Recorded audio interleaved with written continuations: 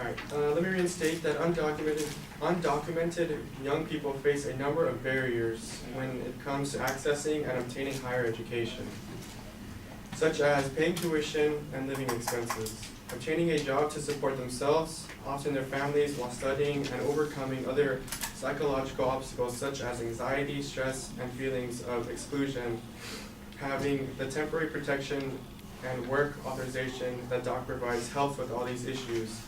It provides a safe haven and just a sense of security when they're going to school, and it allows them to know that in the future, once they get their degree, that won't be the end of their future.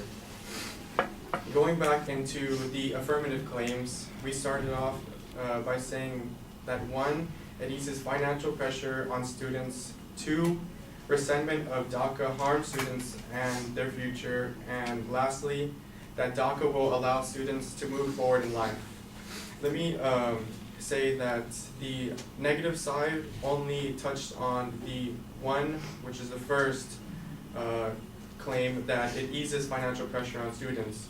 The negative side mostly goes on a tangent about how it harms the American students, and that we should focus on American students because they go through the same struggles and harms that that the DACA recipients do, and that money would be taken out from the financial aid of American students, but in reality, students like I myself don't necessarily need all or even most of the financial aid that's given to them.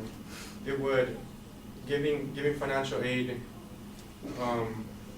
would allow them to decrease the stress and anxieties of going through school and getting their secondary education.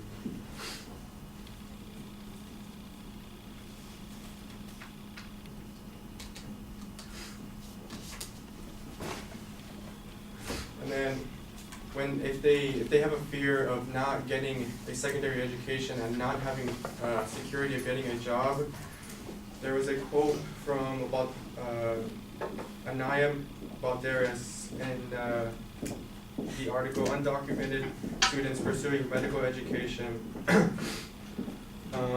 She states that they fear they could be pushed into an underground economy even if they manage to remain in the United States.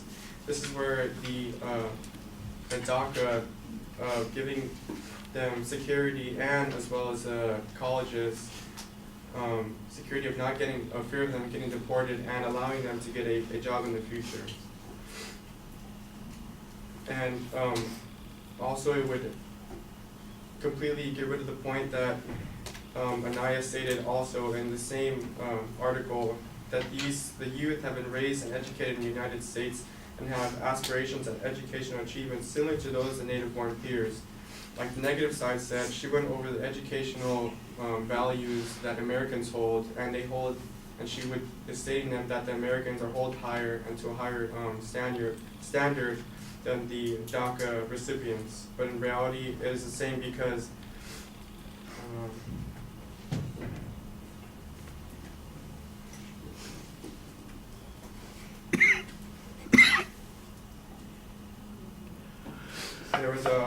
it is the same because there is a survey that Malik Sanam stated in the article, DACA helps undocumented students access higher education. He stated in a survey done by Harvard University, sociologist Roberto Gonzalez of DACA eligible youth, 60% of beneficiaries reported obtaining a new job, and 45% reported increased earnings.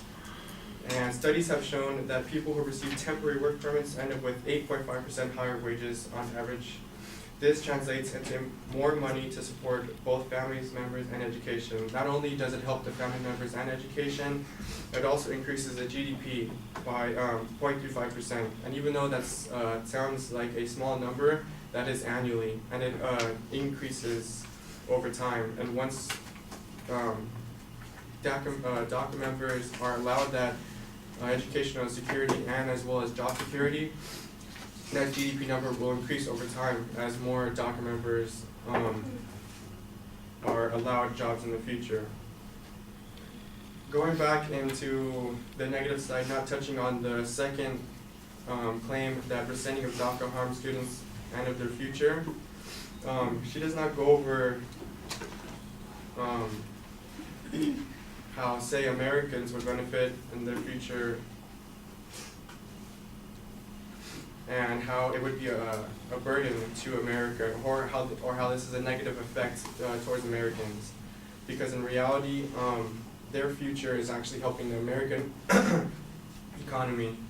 On the third claim that the first affirmative stated that DACA will allow students to move forward in life, she does not state negative facts opposing that they will move forward in life, because it is the truth that the DACA security will allow them to move forward in life and benefit the economy with the higher education, the secondary education, and get jobs that will benefit the economy.